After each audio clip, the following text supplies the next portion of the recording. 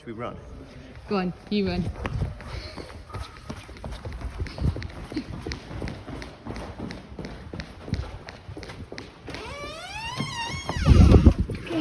Come on, quick, go!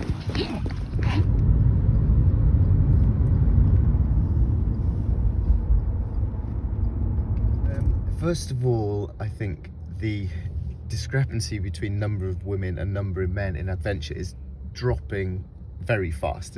In the time I've been doing it, I've noticed a huge increase in women doing it. There's a whole newsletter, Intrepid, that is an email We'll newsletter about women in adventure. There's loads and loads of stuff happening. But yeah, there is definitely, historically, there's always been more men doing it because it used to be a macho thing to do. I think men are still much more willing than women to shout about their adventures and to feel that it's heroic, whereas women might have more sense and just either do things quietly or just not really feel that they want to be shouting about it. And do women have different opinions to men on what adventure is? Or different adventures. I think women, by and large, want to do adventures for perhaps different reasons for men. Certainly in my case, talking about myself, a lot of when I started adventure was trying to prove myself to the world and to impress people, which I think are quite male traits. But I think the definition of adventure is certainly broadening. There are more women choosing to do more things in the outdoors for lots of different reasons. But also, one thing I try and argue increasingly is the definition of adventure as a personal one. It's not just about man conquers mountain or woman conquers mountain. There's lots of people doing cool stuff, and there are loads, and the women in adventure world is growing so fast. There's actually a whole conference of it in Bristol as well. Brilliant. Are there any Women in adventure. Any films or anything that stand out? Well, one of the greatest expeditions of the last many years is by Sarah Ooten, who is a wonderful woman, and she's made a big film called Home, which is about her perceptions on why she wants to go out and do big, tough, hardcore expeditions, but with she's a woman, a different slant on it to men doing the same thing. So that would be a great one to watch. Brilliant. Yeah, Cool. and then read some books by Anna McNuff. Awesome. I think, well, first of all, I hope that the book is not about comparing your life to others. Definitely not. If it is that, then I've failed, because I think that's a terrible thing that I'm really trying not to do in my own life. And my own journey towards being satisfied with my own life, one chunk of that was learning not to measure it against other people. So that part. Does my book encourage you to be less satisfied? I hope not. I think it is a book for restless people who aren't at the point of Zen nirvana right now. I would love to be the sort of person who had no desire to write that book and was 100% happy just sitting in my garden watching the flowers, and I mean that genuinely. That is wonderful. But I think a lot of people are restless, and for me the satisfaction in my life comes from the journey of trying to move forward, the process of trying to do things that are new and different to me. That's how I get satisfaction in my life, through being permanently not satisfied and moving forward. So that's what I'm trying to do, is to find satisfaction and peace by making the most of my potential and not having that restless feeling of regret, I think. Cool. The big adventure regret of my life was not making it on an expedition to the South Pole. I spent 5 years, along with a friend of mine, Ben Saunders, chasing the money for a big bucks expedition to Antarctica. And sadly, by the time 5 years had passed, my life had moved on and I had to withdraw from that expedition. So that is my big expedition travel regret, for sure. Got any micro ones? Regrets? Yeah. There's no point having micro adventure regrets, because you can just go and do it next weekend or next month or next year. I tell you what there is, I suppose, is whenever I go to a new city, I try and make myself get out of the town and go sleep on a hill. And quite often you can't really be bothered because, well, it's a bit of a hassle and you're in a new city. But all the times that I do it, I've never regretted having made the effort to get on a bus or a train out of town and go find some countryside near a big city. And I've done that in places like Los Angeles, Hong Kong, Barcelona, London, Glasgow, just getting out of the town. You never regret doing that. Well, that's certainly really, really hard, isn't it? Once the thrill of the New Year's resolution wears off.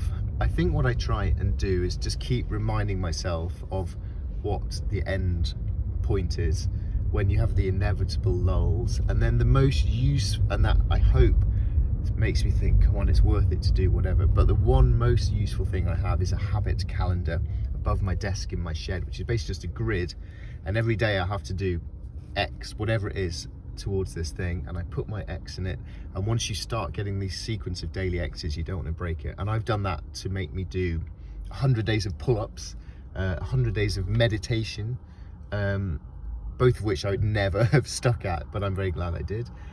But even that's not hard, because it's not easy. I have the same thing for writing a book. I have to try and do it, and some days I just fail because writing books hard and I can't be bothered, and I fail. And all I do then is I make a line, it's the street that I got, and then I start again. So yeah, these things are not easy, but just starting again bit by bit and trying to remember why you were enthusiastic in the first place. Brilliant. Okay, bad luck.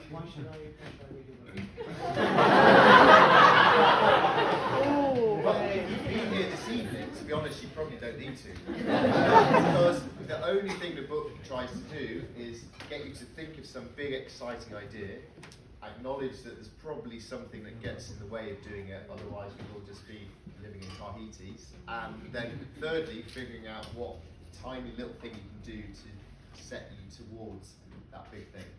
That's pretty much the book, really, so I wouldn't bother. There are literally thousands of better books in the book, and I hope this one is at least a useful book. Years, pretty much through ignorance, just trying to fly everywhere in the world because it's awesome and I love the world. And gradually I started to realise that the people who love the world, the travellers, are kind of wrecking it, and I gradually started to notice that, but pretty much just willfully ignored it for quite a few years because it's awesome to travel to places, and I kind of justified it thinking, if I can tell people about these great places, then maybe they'll save the world. But I've now got to a point where I now just feel that I'd be better off trying to explore my country. There's a little film, a running film called Of Fells and Men. It's by Salomon, the shoe company. It's about running in the Lake District, and it's just a fairly normal kind of running film, but it ends with the guy saying that one range of hills is enough for any lifetime, and that really, really struck me, that this is a great place that I live in and I can explore here. So my opinion on adventure and travel has changed a lot. It's become a thing that loads and loads and loads of people do, not just slightly weird men with beards, which is basically all of my heroes growing up. It's become a much broader thing, open to a lot more people. It's become far more democratized and open in that sense. And in terms of myself, social media has essentially made me be able to have a job out of doing the adventures that I love. So in that sense, it's all brilliant. The difficulty for me with it being my job is remembering to actually be enjoying what I'm doing and experiencing it, rather than just thinking, this will look great on YouTube. So there's a challenge with trying to turn it into a hobby, into a job, and there's a challenge with always feeling you should be communicating rather than just experiencing it. So it's something that I like about Britain's terrible mobile phone network, is that when you go up into the hills, basically your phone doesn't work and I can just turn it off and try to enjoy it. And I try now to do all my social media stuff retrospectively. So I go do the trips and then come home and show off about them later. So